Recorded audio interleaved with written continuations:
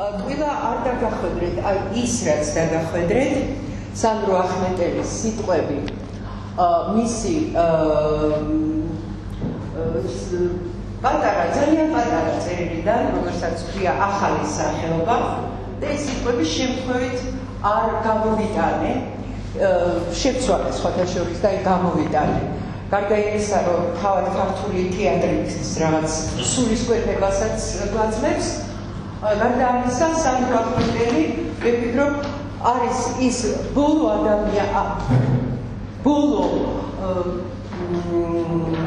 წერტილს ვერ თეატრი მოძრავია. ანუ ის ადამიანი, რომელმაც ქართულ თეატრს საბოლოოდ შეძინა ქართულობა, თუ შეიძლება ასე ითქვას. და რას გულისხმობ ამაში, მოგახსენებთ მოგვიანებით. გარდა ამისა, მისი ბედის დახვრეტილი და 1935 წელს ამაზეც ვისაუბროთ ცოტა, მისი ბედი მაჩვენებელია თვითონ ქართული თეატრის განვითარების, აი ესე წყვეტილი განვითარების და ძალიან დიდი იმედი მაქვს, ეს იყო ბოლო წყვეტა არ ყოფილა, რა თქმა უნდა, უბრალოდ თეატრი იმ პერიოდში, მომდევნო პერიოდში 30-იან წლებში მოგეხსენებათ, ტოტალიტარული რეჟიმის ქვეშ აღმოჩნდა. ეხლა უპირველეს ყოვლისა, რამდენიმე მინდა პატარა შპარგალკა მიჭირავს, იმიტომ რომ მართლა არ მინდა ძალიან ბევრი ასე დივაგაციები ვიკეთებია, რომ რა არის თეატრი. თქვენ გესაუბრეთ უფრო ზუსტად იყო საუბარი ლიტერატურაზე, იყო საუბარი სამოსზე, სიმღერაზე, მრავალფენიანობაზე მითითრო სიმღერაში, ფერწერაზე, ყველაფერი ეს აბსოლუტურად, ყველაფერი, რაზეც იყო საუბარი, თეატრის ბუნებას, თეატრის შემადგენელ ნაწილს წარმოადგენს. პრაქტიკულად ეს არის ერთადერთი ჟანრი, ხელოვნების ჟანრი, სინთეტური ჟანრი, რომელიც ვერ არსებობს აი ამ ყველაფერი დანარჩენის გარეშე, თუნდაც იმიტომ, რომ შექმნას ღირებული პროდუქცია და ღირებული სპექტაკლი. რა თქმა უნდა, ესთეტიკა სხვადასხვანაირია, მithumet ეს თანამედროვე თეატრში, მაგრამ მისი ბუნება არის სინთეტური. გარდა ამისა, აი მინდა მოვიყვანო ერთ-ერთი ყველაზე პარადოქსული ფრანგი, რუმინელი წარმოშობის ფრანგი წერის, დრამატურგის სიტყვები. ეჟენიონესკო ყავს მხედველობაში, რომელსაც აბსურდის თეატრის წარმომადგენლად თვლიან, მაგრამ თვითონ იხვეწებოდა მთელი ცხოვრება ისიც და ბეგეთი სხვათა შორის, რომ ძალიან თორ აბსურდის თეატრს უწოდებთ ჩვენ ანტითეატრი ვართ, ჩვენ გვებრძვით ზუსტად იმ გადაჭარბებულ სიტყვა ჭარბობას, რაც ინტელექტუალურმა თეატრმა ევროპაში მოიტანა 40-იან 50-იან წლებში. ეჟენიონესკო ამბობს ასეთ რაღაცას. თეატრი თავისთავად არის ენა. მას აქვს სიტყვა, ჟესტი, საგანი. მხოლოდ მეტყველება, მხოლოდ ლაპარაკი, ამის თქმა უნდა ალბათ მაინც ვფიქრობ, მხოლოდ ლაპარაკი თეატრში არაფერი.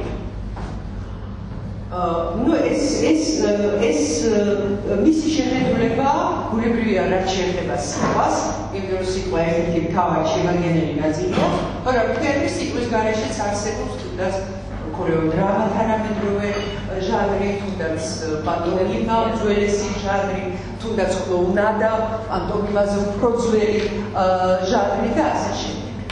ესე იგი შევთანხმდით სინთეტურ ბუნებაზე, შევთანხმდით იმაზე, რომ თეატრის აქვს თეატრი ენაა და თეატრი მეტყველება, აი რამდენად ავამეტყველებთ ამ ყველაფერს სპექტაკლში, მის ხარისხზე, მის ცნობადობაზე და ინტერესის ამაზეა დამოკიდებული, როგორ უყურებს მაყურებელი რა. და კიდევ ერთი რამ, თეატრი არის ალბათ ის ერთადერთი ხელოვნება, რომლის ფლეშის წარება არ შეიძლება.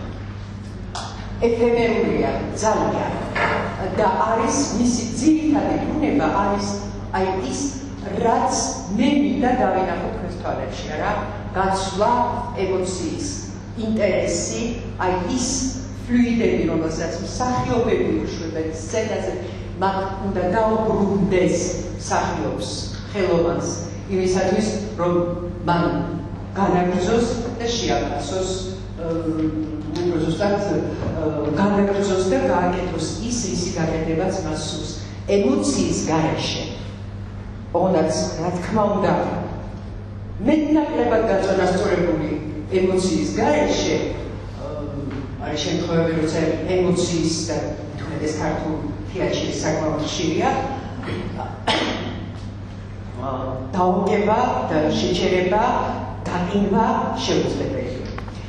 აი ეს სამი რამ. ეხლა რაც შეეხება ქართული თეატრის იდენტურობას, ну, არის სამი ტიპის იდენტურობა, ხო, ეს არის კულტურული იდენტურობა, ეს არის ეთნიკური იდენტიფიკაცია და ცივილიზაციური იდენტურობა. ქართული თეატრი, მე ვფიქრობ, რომ თავიდანვე მატარებელი იყო აი ამ ყველაფრის თავიდანვე სამივეს შეიძლება არა ეთნიკური სავსებით ბუნებრივია იმიტომ რომ სპექტაკლია წარმოდგენა სახიერება თამაშია საუბარია ეს ყველაფერი იწყებოდა კონკრეტულ ეთნიკურ ჯგუფში ეხლა დღეს ლაპარაკია გლობალიზაციაზე დღეს ლაპარაკია მულტიკულტურალიზმზე ეს ყველაფერი დღევანდელობის მოდანილია და არასაზიანოდ მე ვიტყოდი მაგრამ ამაზე მე ვისაუბრებ უკვე აღარ უნდა გვეშინოდეს ამის ნამდვილად.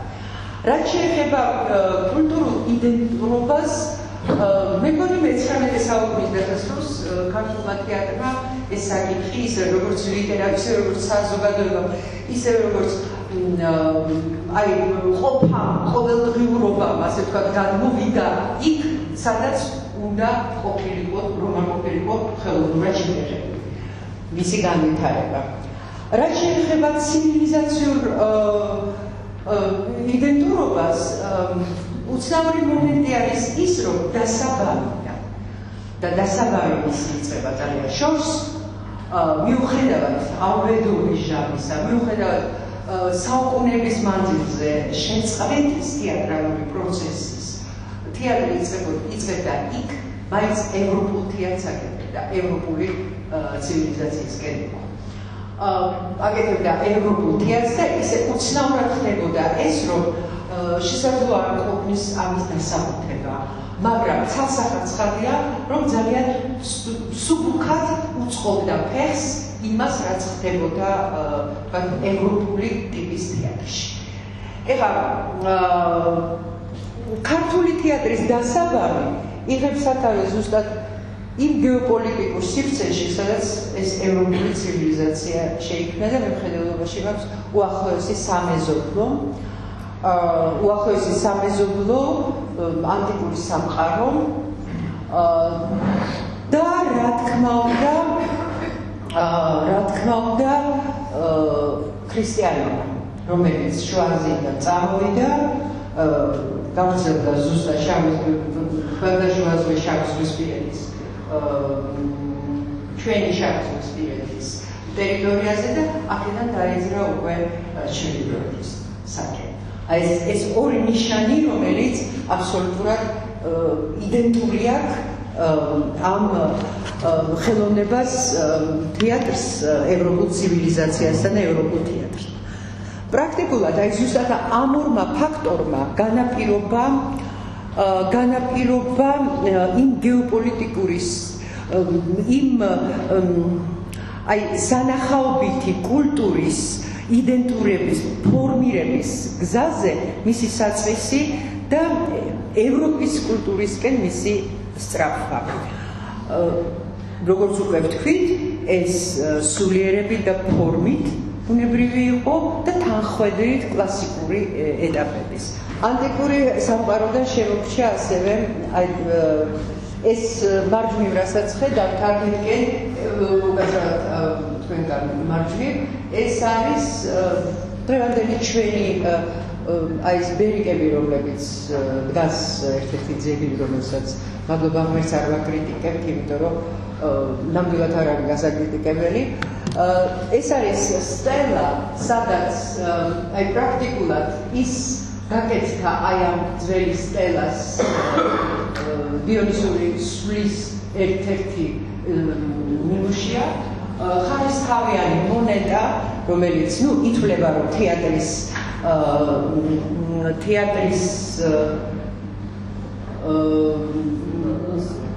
საბადიეთ გადახდა აი ვანის გათხრებში ნაპოვნი ნივთები ეს უიშვიათესი ორი არიადნესა და დიონისეს ნიღბები, რომლებიც მისმენეს ერთად იქნა, აი მე გაჩვენებთ ის მათი ტერაკოტული ქანდაკებები, აი ქვემოთ რო არის, ერთად იქნა ნაპოვნი, ერთ ადგილას და სიმართლე გითხრათ, ხანდახან ბერძნებსაც უყვირთ, რომ ერთად ეს იმის დასტურია მითოსური ქორწინების დიონისესი და არიადნესი, აიეტის, მეფე აიეტის დიშილისა. გვაქვს აგრეთვე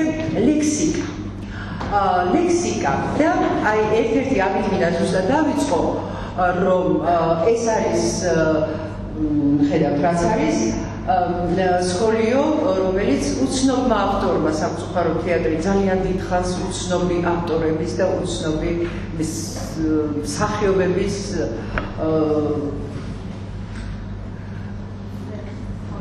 აი ეს რჩება, ხო, არ ვიცი. ტრაგედია არის სატირალი ლექსის ქმნა, ანუ მოკვანი, ანუ გლოვის მგოსანი. აბსოლუტურად ზუსტად სამი რამ, რაც ქმნის სპექტაკლს. ანუ ლექსის ქმნა, ამბავი, რომელიც მას სჭირდება, თანაც პოეტურს, ესე იგი ეს უღეიცია. ანუ მოკვანი, ეს არის ცეკვა, მოძრაობა, პლასტიკა, რაც ქმნის სპექტაკლის დინამიკას, რიტმს, მოძრაობას, ხასიათს თუ გნებავს, ანუ გლოვის მგოსანი, ეს არის ის, ვინც თამაშობს ამას ყველაფერს, ან წამღერებით ამბობს ლექსს, ან თამაშით ასახიერებს მას, ანუ ადამიანი, რომელიც ამას აკეთებს. ეხლა რაც შეეხება ლექსიკას, ესეც ძალიან საინტერესოა თვალსაზრისით, რომ მართლა უცნაურია, რომ იმ დროიდან ეს არის და შემორჩენილია დიონისოვის სიუღოდა მაგალითად გადავიდა და ეს არის მისდევენ კიდეც როგორ გადადის ეს სიტყვა სახიობაში, ეთნიკ თამაში, სახიობა, ძველი ქართული ტყაოსნობით სვლა, ნიღბებით სვლა, ეს ელინისტური სახილველი, ელინისტური პერიოდის პანტომიმების აღწერაა. სახილველი თეატრის ძველი დასახელებაა ქართულში. ეს შემონახულია ლექსებში, ეს შემონახულია სიტყვის კოდაში. ორკესტრა, განსაცხრომელი ქართულად, ფანტასტიკური ორკესტრა იყო იქ, სადაც მაყურებელი იჯდა. სცენას სამღერელი, აქედან მოდის სამღერელი, მხიობელი და მსახიობი. სხვა შორის ერთადერთი ქვეყანაა, სადაც ყველგან ევროპულ თეატრში ეს არიან არტისტი, ან აქტიორი, ან კომედიანტი. ამას ყველაფერს ხმარობს მერე უკვე გვიანდელ ეპოქაში ქართული თეატრი, მაგრამ აი ეს უძველესია. და ფანტასტიკური სიტყვა კატარსისის წინა გაწმენდა. არაჩვეულებრივი სიტყვა, სახიერია ძალიან. გაწმენდა ყველაფრისაგან, კატარსისი, იცით ალბათ რა არის ბერძნულ ტრაგედიაში, ეს არის გამბადა, ეს არის გასუფთავება ყველანაირი ტრაგედიის თუ მეშვეობით შვების პოვნა იმისთვის, რომ ცხოვრება გააგრძელოს, თუ ასე მარტივად ვთქვა, გააგრძელოს ან არ გააგრძელოს ადამიანმა. გარდა ამისა, დეუს ექს მაგინა, ღმერთი მანქანით, ძალიან ბევრი ბერძნული ტრაგედია მთავრდება ამით და ქართულად ეს არის მანქანით მოყვანებული ღმერთი. ეს ყველაფერი ბუნებრივია გვაჩვენებს იმას, რომ ქართული თეატრი ანტიკური პერიოდიდან თუ ელინისტური პერიოდიდან პრაქტიკულად ბიზანტიიდან მერე უკვე პრაქტიკულად არსებობდა. და იმ პერიოდში სამწუხაროდ არაფერი არ არის გარდა აი ძველ ბერძნულ წყაროებში შემორჩენილი ამ პერიოდისა.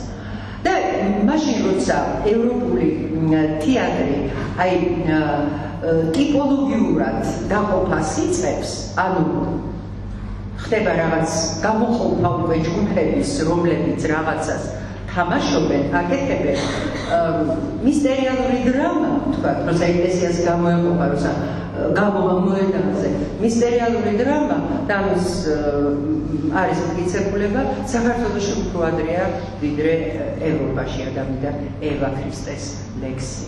შემორჩენილია ისევ სხვა შევსვისტვირეთა ხელოვნებაში. ამ პერიოდში არის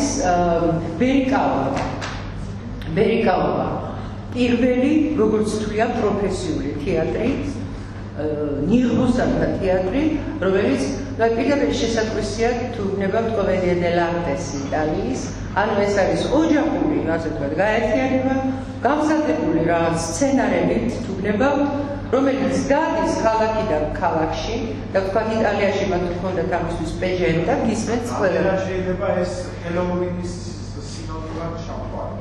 მოდი ნუ ჩავთვლით. მოდი ნუ ჩავთვლით. ნიჩერია რა ჩავთვალოთ. ისიქა, კი ბატონო, მაგრამ დააშორეთ საუკუნეები. არა, საუკუნეები, მაგრამ სინონიმად ნამერა. რითი? არა. აქ ატარებენ კონკრეტულ ნიღაბს და კონკრეტულ სცენარზე მუშაობენ. მაგალითად, თუ ამ გავსი სასწაულები ამდენია ვორცი რო ეზამებოდნენ ხო, რიტუალური სვლები არის ყველგან და ყოველთვის. მეც არც გეტყვით, იცით? აი მაგალითად დღემდე შემორჩენილია იმაში სვანეთში ლამპრობა, ლამპადიფორიე. დღესაც არის ერთ-ერთ ბერძნულ კუნძულზე ნაქსოსზე აი ეს ლამპადიფორიე. პირდაპირ პარალელი, აბსოლუტურად პირდაპირ პარალელია. სწორედ ამ პერიოდში, ესე იგი, ბერიკაობა, ნიღბები, გამზადებული სცენარებით, უმზითო პატარძლები, ძალიან ცუდი სიძეები, არც თუ ერთგული ქმრები და ასე შემდეგ. სამწუხაროდ არაფერი არ დარჩა, დარჩა ისევ სიმღერა, დარჩა ისევ რაღაც აი ეს ფონი, რომელიც ახლდა ამ სანახაობას. ის სცენარის კრებული, მაგალითად, რაც იტალიელებს გააჩნიათ მე-11 საუკუნის მეათესი ქორწები, აი ესეთი რაღაც სამწუხაროდ არ ყოფილა არა და დაწერა, ვიცოდით. საერთოდ აი ეს რაღაცები შენახაში, ესეთ ალბათ ეს უკვე მე აი ამ დროს ზუსტად ეცალა და შეეძლოთ. ალბათ გაკეთება და არავინ იცის შეიძლება სად არის ახლა რაღაცები ისეთ მომენტში შეიძლება გამოჩნდეს რომ გამიგისმენ.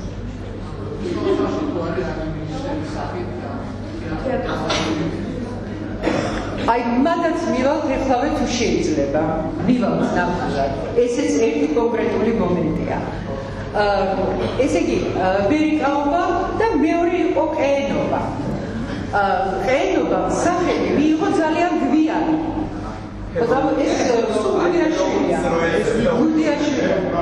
ზუსტად, მაგრამ ყეენობამ სახელი მიიღო გაცილებით გვიან უკვე საქართველოს სახანოდ ქცევის პერიოდში. იცვლებოდა სინტაქსურ რაღაც ლექსიკური ხაზი ამ თხრობის, იცვლებოდა რაოდენობა ამ ყეენობაში მონაწილე მსახიობებისა, მაგრამ ფაბულა ხარკით უკმაყოფილო ხალხის ხანის ყაენის წინააღმდეგ გამოსვლის რჩებოდა. პათოსი ბუნებრივია იყო აბსოლუტურად თუ ფაბულას თქვა სხვადასხვანაირი რაკურსი შლიდნენ პათოსი ამის რჩა ეს იყო ქართველების ბუნებრივია გადარჩენის და ბრძოლის უნარიანობა ჟამფას ლაში. აი აქ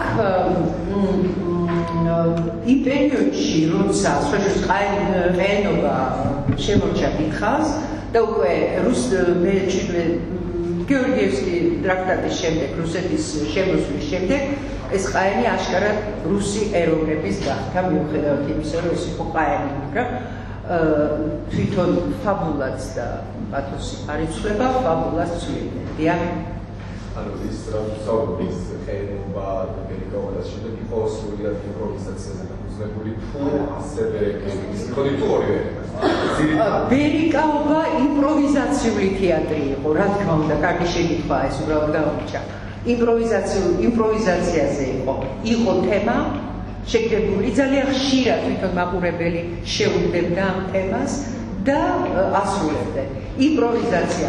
აქედან გამოდის ისიც, აი ეთნოგრაფია ქართულ მსახიობს მე ჩაერშო ცოტა იმპროვიზაციის უნარი, ღია წესით თამაშის უნარი. და ფაქტურად საფუძველის სწორედ ასაა. რა თქმა უნდა, რაც მივიწყებული იყო განსაკუთრებით აი რუსეთის უკვე შემოსვლის გაბატონების პერიოდში და აი რაც განთავისუფლა გიტყოდი უკვე ახმეტებმა.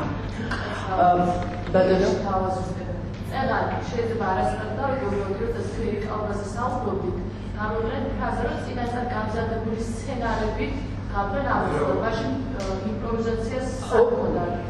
კარგი, ეხლა გეტყვით. მზითო პატარძალე. თქვა. მზითო თემა. სცენარი არის თემა.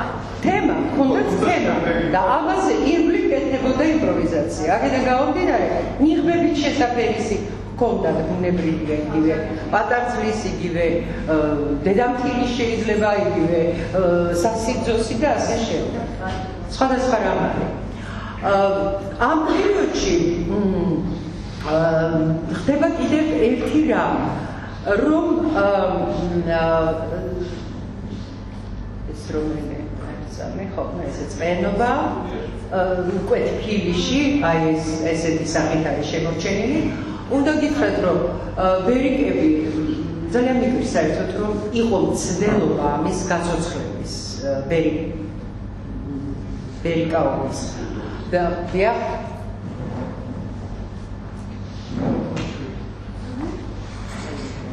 ეს ტრადიცია ისედაც არ შემონახული კახეთის რამდენიმე სოფელში. ეს ზუსტად მან ვიდიოდი ეხლა. ნინა ეს არის საკვირა ასეთი დისცი. კი ბატონო. ყოველთვის დადება თუ გიზეთ გომბორზე სიარული. აი ზუსტად გომბორზე გვიწევს სიარული ძალიან ხშირად, რომ მივდივარ თელავში და განსაკუთრებით 14 იანვარს, როცა შარშან მაგალითად ქართული თეატრის დღე თელავში ზეიმობდნენ და ეს ბერიკები, რა გითხრათ და ნიღბები ნაკლებად, ძირითადად გამოწუდილი იდგნენ და კარგ მანქანას ბუნებრივია გაცილებით უფრო მეც ცხოვრდნენ, ვიდრე ცუც. დეგრადირებული სახე აქვს ამას დღეს. მე აღარ ვამბობ, რომ ეს არის ბერიკაობა, ლაღი იმპროვიზაციული ფენომენი, რომელიც, ეხლა პრინციპში კომედია დელარტეც აღარ არსებობს როგორც ასეთი, თუ არ დადგამენ რაღაც სპექტაკლს სპეციალურად ამ ესთეტიკით. იგივეა ჩვენი ისეც.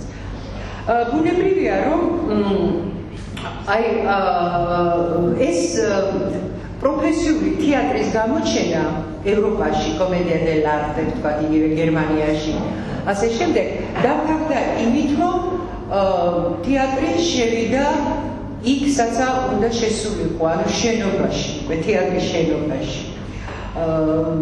დააბრუნეს წარმოდგენა სათამაშოსა, როგორც ეძახდნენ ქართველები. პრინციპში ქართული თეატრიც უკვე ამ გზას დაადგა და გაჩნდა პროფესიონალი ევროპაში. გაჩნდა დეკორაცია, გაჩნდა მუსიკალური თანხლება, გაჩნდა ყველაფერი, რაც თავარია პროფესიონალი მსახიობი. საქართველოს ძალიან ლაღად და ბუნებრივად ჩაერთვებოდა ამ პროცესში, მაგრამ ეს არის ადრეული შუა საუკუნე, მე-9, მე-10 საუკუნე,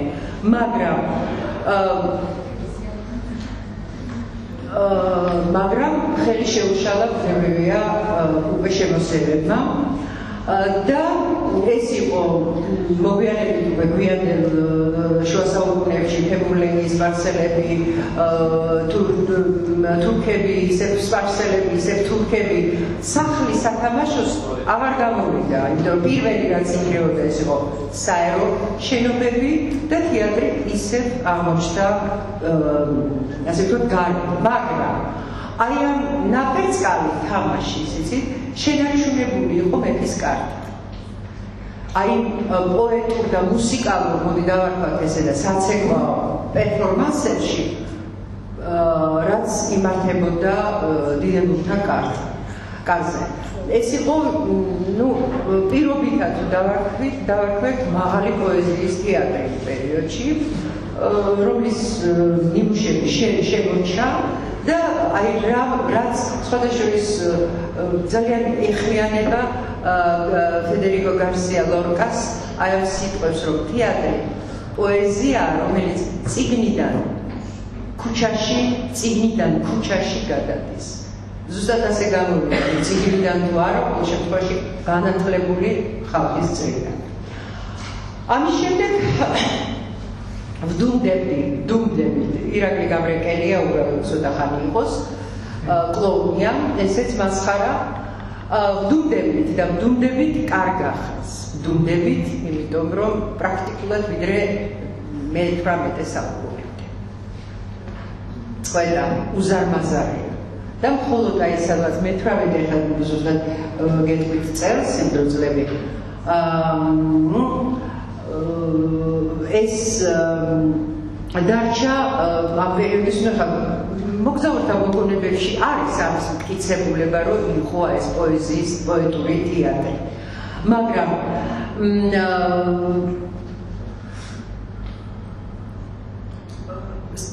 პირველი გაელვება ეს იყო უკვე მეფე ერეკლე მეორის კარზე როდესაც შეიქმნა ორი ერეკლეს მეფე ერეკლეს დროინდელ თეატრში როცა იყო ორი თეატრი უკვე საერო და კარის თეატრი როცა ვიცით და მოკლედ მართლა იმიტომ რომ ვერ მივალთ თანამედროვეობამდე როცა ვიცით ვთქვათ ვინ იყვნენ ვიცით რომ ყავდა მას დავით მაჩაბელი წარჩინებულთა მესაკრავეთა და მსახიობთაგან მეფისაი მუსიკოსი და კომედიანტი და ესე იყო უფროსი მსახიობთა და ცნობილი სამეფო სახსა შინა პრაქტიკულად რეჟისორია რომელიც აკეთებს რაღაც წარმოდგენას აი ეს არის იყო ვიცით ის თავადები, სადაც იმართებოდა სპექტაკლები. ეს არის სამი თავადის სახლი, მესხიშვილები, ორბელიანები და მელიქიშვილები. გარდა ამისა, ზუსტად ვიცით, რომ არსებობს რამდენიმე ტიპის თეატრის. საეროზე მოგახსენეთ და არის კიდევ საეკლესიო თეატრი. და იყო ვინმე, ამაზე სხვა შორის ფანტასტიკური ერთი გადაცემა ჰქონდა ნაგა მორჩილაძეს იყო ვინმე ზუსტად ამ პერიოდზე გაბრიელ მაიორი მართლა მაიორი ყოფილა ბატონო აი ზუსტად ვანგბილა რომელსაც ჰქონდა თეატრი თბილისში ჰქონდა თეატრი მეორე მეფის კარზე თელავში მეფის კართან და ბილეთებსაც იყიდა წარწერით შაური 2 გაბრიელ მაიორი მაგრამ რამდენიმე ევროპული ენას ცოდნია იყო საკმაოდ განათლებული ადამიანი კარგი მთარგმნელი ამ დროს და კარგად მომგებიანად მიყავდა ეს თავის საქმე მაგრამ განსაკუთრებული წვლილი მედერეკეს თეატრის წარმართვაში რა თქმა უნდა გიორგი აბაშვილია, რომელსაც თარგმნა უამრავი რამ, რომელმაც თარგმნა სხვადასხვა იფიგენია და დაარსა სამეფო კარის თეატრი 1791 წელს, მაგრამ უკვე 1795 წელს წამისის ველზე მთელი დასი სამეფო კარის, მათ შორის მაჩაბლევა და გაბრიელ მაიური, უნებრივია დაიღუპა. განადგურდა სათეატრო შენობები, განადგურდა აბსოლუტურად ყველაფერი და ალბათ დარჩა ის ერთი სიმღერა შადიანი ფიცხელ ომში, რომ ღეროდა მაჩაბლევა. დია ლადუნა შადიანის რეჟისორი და ალბათ ის სიმღერაც უნდა არსებობდეს, მართალი გითხრათ, რაღაც არ მეკრია ასე მომეწევდა. დაადგურდა თეატრი 1850 წლამდე, ანუ გიორგი ერისთავის გამოჩენა. იცით თქვენ ეს ამბავი და ამდენად მოდით რომ გავჩერდები, ძალიან დიდხანს, ბატონო, აშენდა ულამაზესი თეატრი ქარვასლა, არ ვიცი, ფაქტიურად ეს არის პირველი აფიშა გაყრა ქარვასლას თეატრში, წავიდა სადღაც პრემიერა შედგა 1850 წლის 14 იანვარს და იმ დღიდან ეს დღე ქართული თეატრის დღე გახდა. უნდა ვთქვა, რომ ქართული თეატრის მკვლევარები დღემდე ვერ შეთანხმებულად. ოფიციალურად პროფესიული ქართული თეატრის დაბადების დღე ითვლება 1950 წლის 14 იანვარი, მაგრამ მე მაინც მრავალი მიზეზის გამო მიმაჩნია, რომ ეს მეფე ერეკლეს კარის თეატრიდან უნდა წამოვიდეს, იმიტომ რომ ზუსტად იმ დროიდან მოყოლებული იგავერანდა მაშინ ყველაფერი, მაგრამ აღარ იკარგება სახელები.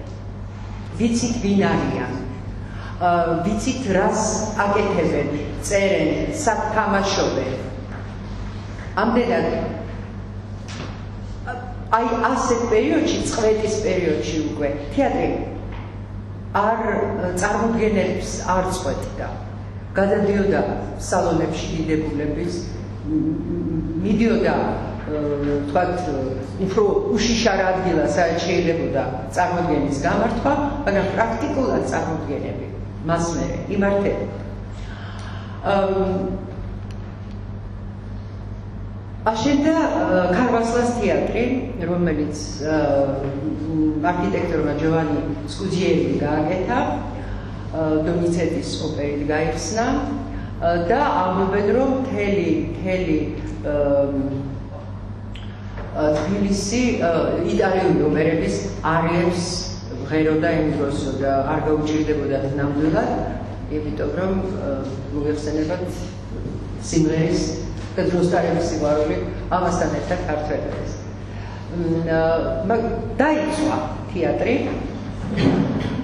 ამბობენ, რომ დაიწვა, გადარჩა მხოლოდ პირველი სართული, სადაც იყო ეს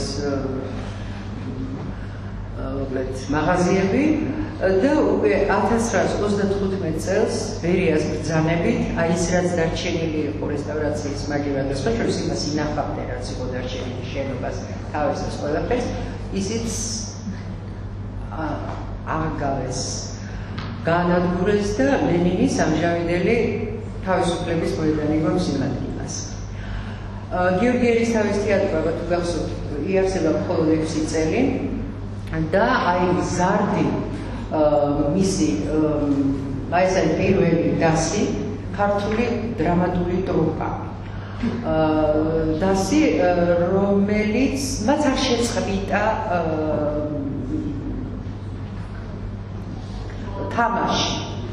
თამაშობა, როგორც მაშინ ამბობდნენ.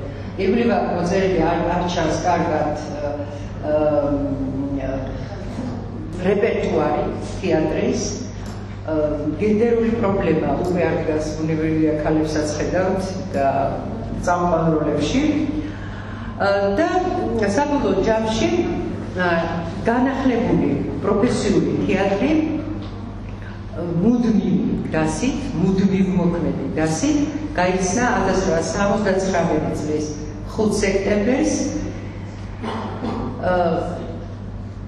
აი კულინარიული წიგნის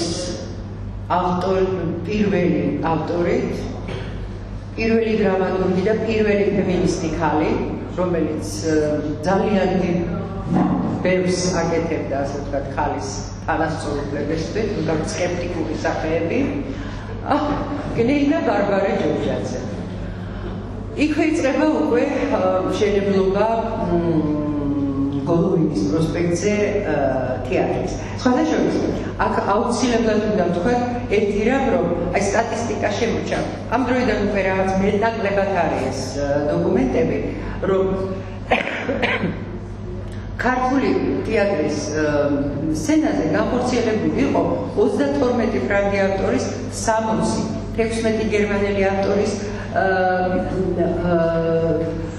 და პიესა და 32 იტალიელის დადგმა, ძირითადად კომედიები. აი ეს კარგად დაიმახსოვრეთ. ძირითადად კომედიები.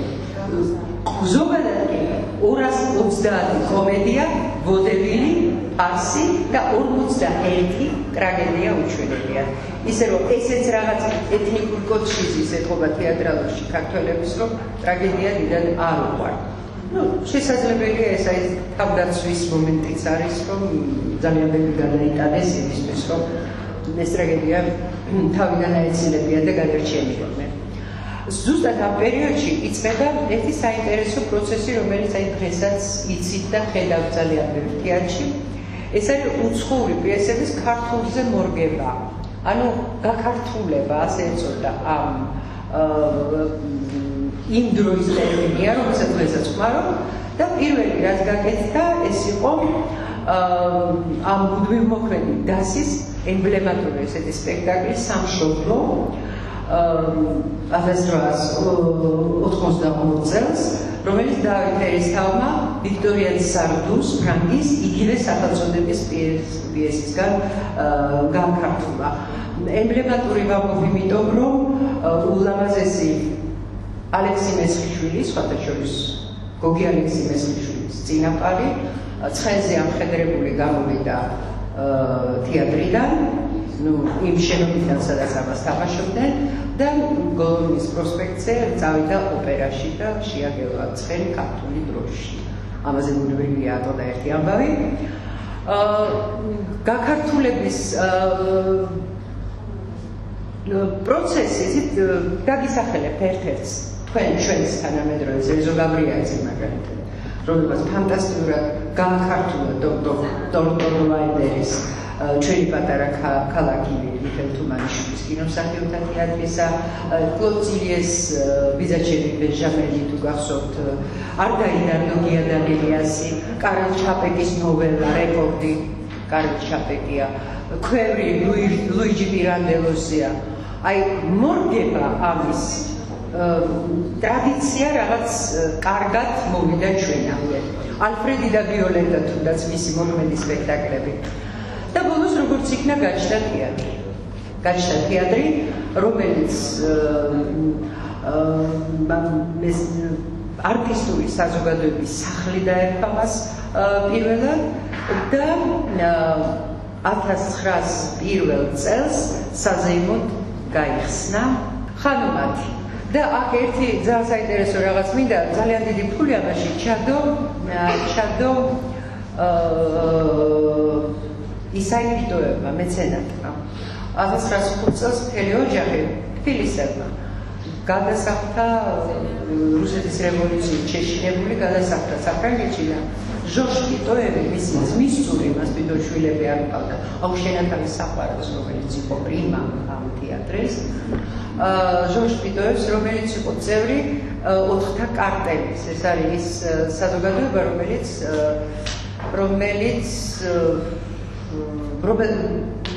რეჟისორთა კრებული, ჟორჟ პიტოევი რეჟისორიც იყო და მსახიობიც, რომელმაც ფაქტურად აი მოდერნიზაცია გააკეთა ფრანგული სცენის 40-იანი, 50-იანი წლები.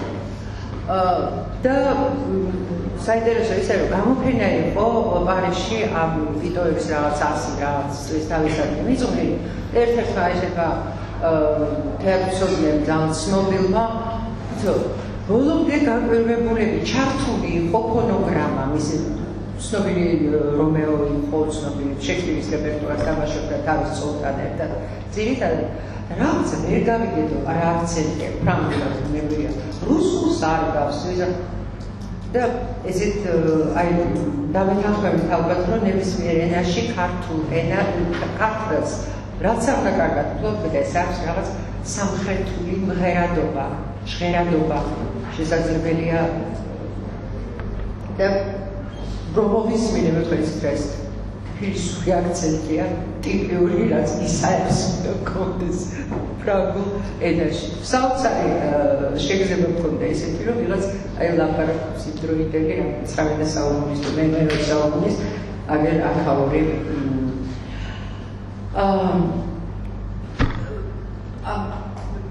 ერთადერთი სანდრო ახმედელი და გოგე მარჯანიშვილი მოდიან ამ თეატრში უკვე რევოლუციას მართლა ვახტებით რაღაცნაირად, მაგრამ მინდოდა ეს ძველი დაგენახათ, რომ არის დღემდე რაღაც უწყვეტი პერიოდი უკვე. დამოუკიდებლობის პერიოდში ძალიან მოცოცხლდა თეატრალური ცხოვრება. აბსოლუტურად ყველა ვინც იყო საზღვარგარეთის სკოლებში ჩამოვიდა და მართლა ძალიან საინტერესო რეპერტუარი და საინტერესო პერიოდში ჩაეღარა საფუძველი თეატრალურ უნივერსიტეტს იმ პერიოდში იმებოდა ევროპული, აქაური ასე შემდეგ და სამწუხაროდ სწორედ 21 წელს 20 წლებში ამ შემოსულ რუსულ არმიას არ ეცალა ჯერ რეჟიმს, არ ეცალა ხელოვნებისთვის. მოიცალა 30 წლებში ბუნებრივია, როცა ცოტა ფერხი მოიკიდა და პირველი ყველაზე დიდი რეკორდი რაც იყო, ეს იყო სანდრო ახმედელი. მაგრამ მანამდე მოხდა გაყრა მათი. ვერ შეთანხმდნენ ვერც ესთეტიკაზე, ვერ შეთანხმდნენ ვერც რას დგამენ. სანდრო ახმედელი აკეთებდა ქართულ გენზე დაფუძნებულ თეატრს. მას უნდა აი დიონისური საწყისი, რაღაც იდუმალება, იმპროვიზაციის ნიჭი, მუსიკალობა, ეს ყველაფერი გაეღორძებია ქართულში. ის რაც ჩახშული იყო უკვე წლების მანძილზე რუსული თეატრალური სკოლით. კი თამაშობდნენ ქართულ სპექტაკლებს, მაგრამ ეს იყო აი ძირითადად რუსული სკოლის მარჯანიშვილი ანსამბლურ სპექტაკლს ანუ რეჟისორულ სპექტაკლს ხმიდა, მაგრამ გორდონ კრექთან ნამუშევარი, სტანისლავსკისთან ნამუშევარი, მოსკოვში ნამუშევარი, ეს მაინც რუსული სკოლის ანარეკლად ითვლებოდა.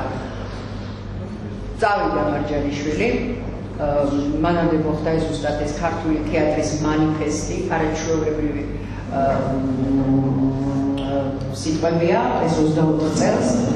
ნოემბრის 25 ქართული თეატრის აუქციონი მოგება ჩვენ ფიზიოლოგიური დამცდარი ისტორიის ნაოჭებში ქურუმთა ხარხალი და სუხარება კეთროვა ბალდახიძე არტისტი მთავარი შუშპა არტისტი ცეცხლოვანი არტისტი გიჟი არტისტი შფოთი არტისტი გოროზი არტისტი ფაფარა რივრაშზე არტისტი კაგნიერი არტისტი რიხიანი კენტავრი ვეფხვების საერთაშორისო კარნავალში დუნდუჩი.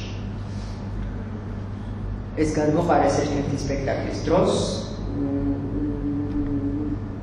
რუსთაველის თეატრში ზემოდან.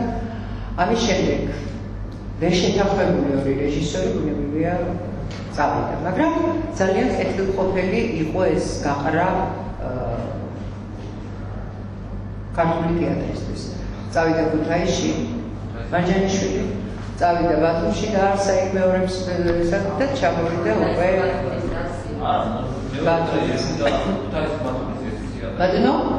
მარჯანიშვილი მარო წავიდა ქუთაისში ბათუმის თეატრი იყო და ერთი დასი იყო, მაგრამ მერე იმაზე ბათუმი კი მერე ბათუმი დაამსა, იმიტომაც ქუთაისში სათამაშო ჩავიდა, მაგრამ ბათუმის თეატრი და აბსოლუტურად ეთახმები. რომ დრო არ გამდენი. ისეთ მე მგონი რაღაც ინტერაქტივზე გადავიდეთ. დიახ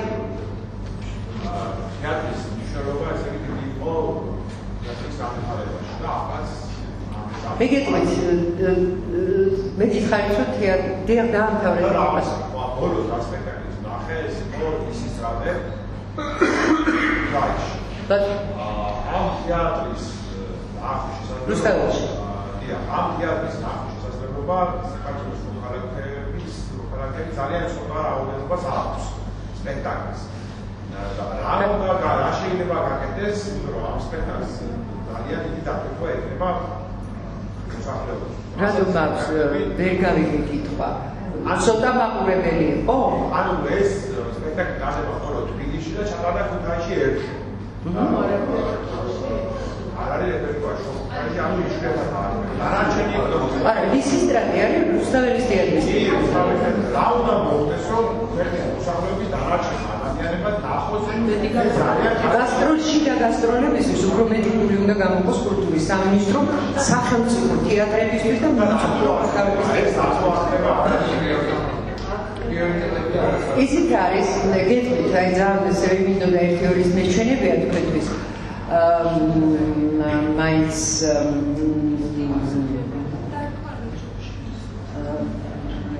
გაზაფტებს იქეთ თუმანიშვილი მიხეილ თუმანიშვილის ხალხების ესეთი ემბლემატური ფოტოა იმ თვალსაზრისით რომ სამი თემურ ჩხეიძე რობერტ სტურვა და მიხეილ თუმანიშვილი რობიკო წავიდა მაშინ წავიდა თეატრიდან როცა დაუდობა რობერტ სტურვას ფაქტიურად თეატრი წავიდა და დააარსა კინოსაღებთა თეატრი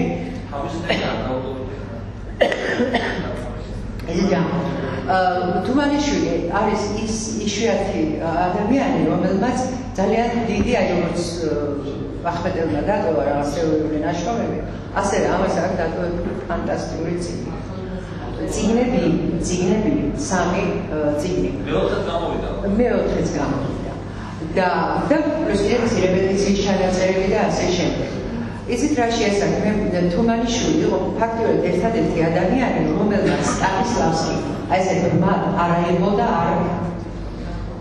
არ დანერგა სტანისლავსკის აი ესე გამოყენება თვითონ სტანისლავსკი ამბობდა ერთი ფრაზა აქვს იმას რომ ჩემი მეთოდის გადატანა თავდამოჭრილი არ შეიძლება ეს უნდა გააკეთოს ან ჩემმა მოწაფემ ან იმან ვინც ამას გამოიყენებს სწორად მსახიობთა მუშაობის შესახებ წერდა მიხეილ თუმანიშვილმა გააკეთა ის რომ ფაქტიურად აი სპექტაკლი ეს არ არის სულ როცა ასეთი სიყვარულია პრაქტიკულად პირველი ინტერაქტიული სპექტაკლი იყო რა არ ქონდა დრო ამისაუბრეს სამი კედელი აქვს თეატრს ხო სამი სცენას აი ესეთი არა არის მეოთხე კედელი ცნება რომელიც ხოშობს მოლიერმა შემოიტანა და დიდ რომ ეს ცნება ასე ვთქვათ თეორიული საფუძველი თავის პარადოქსის მსახიობის შესახებ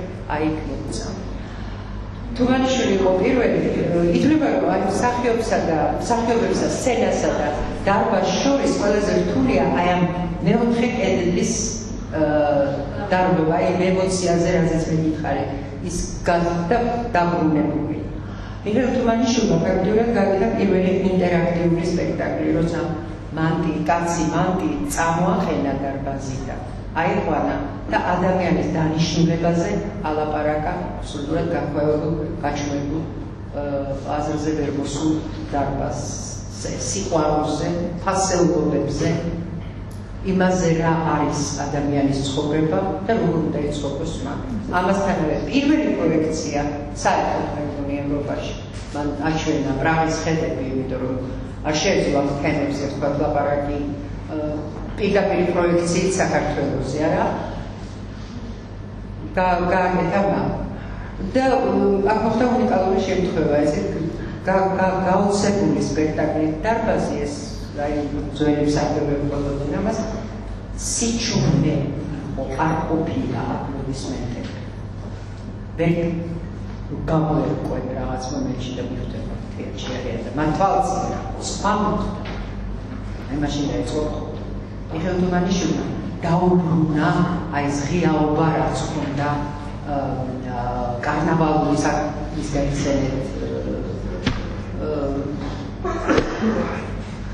ჭიჭრაკა თუნდაც ის საწყისი რაც ახმეტელმა ჩაკო რაც ახმეტელმა გამოაღვიძა ძალიან ძიმე წლები იყო იმიტომ რომ რეპერტუარი იდეოლოგია ფარავდა ყველაფერს და კონტროლებდა ყველაფერს აბსოლუტურად ყველაფერს უკაცრავად შეიძლება თქვენ ახლა ბრძანოთ რა ეკრანი პირველად დაარსდა ევროპაში თუმანიშვილის სწორად გავიგებთ მარჯანიშვილი ყოიყენება 20-იან წელში ჯერ კიდევ ეკრანს რომელსაც გამდა თბილისში არა თუ იყენებდა ეკრანს შოულებრივად მე რამდენადაც მახსოვს ანუ ზუსტად რაც მიდიოდა ეს ოკაზრებით გაჩერდებოდა და ზუსტად იგივე ადამიანები შემოდიოდნენ მარჯანიშვილის რამდენადაც და აგზელებდა თამაში ეს ბუდავარდებას ტრიუმფი ხეთი კი ხომ ეკრანი აი ჩვენება პრაღის ხედი ჩვენება არა მარჯანიშვილის სხვა რამე გააკეთა პირველი პანდემიური სპექტაკლი გააზრებული მარჯანიშვილის არის ოპლა ჩვენ ცხოვრობ ფანტასტიკური სპექტაკლი აბსოლუტურად ურიელა კოსტა რომელიც უკვე მარჯანიშვილს გააკეთა ძალიან ბევრი ისმენ დიახ მაშინ მე ვიკითხავ მამაღალი ხორბლე ვერ შესაძლებლობზე. ანუ რა მაინტერესებს ძალიან ქართულ თეატრს აქვს თუ არა რაიმე დამახასიათებელი ნიშნები რაც გამოარჩევს სხვა ქვეყნების თეატრებისაგან. კი ბატონო, აქვს ნამდვილად ტემპერამენტი, სამხრეთული ტემპერამენტი, რაც აი დავინახე სხვა შორის სამხრეთის ვერიტყვი, ყველგაშუა ზღვის. დაბალი დაფინანსება. ეს დაბალი მილიონი ყველა ეს დავინახე სხვა შორის იტალიურ და ესპანურ თეატრში ესპანელი მსახიობები არიან ეგეთები იცით აი მათ შორდა სცენაზე ისეთი რომ საოცარი მსახიობები ფიზიკურადაც არც ქართულ თეატრსა და ლამაზი მსახიობები უნდა ითქვას და აი ეს შინაგანი რაღაც წვაში შინაგანი ენერგია ძალიან დიდია აი ეს არის და გარდა ამისა მრავალხმიანობაზე ხდება კიდევ საუბარი აი მართლა მრავალხმიანია გენეტიკურად ქართული მსახიობი უნივერსალურია ნებისმიერ რეპერტუარს ერგება რუსულის გარდა ვერასდროს ვერ და გარდა ძალიან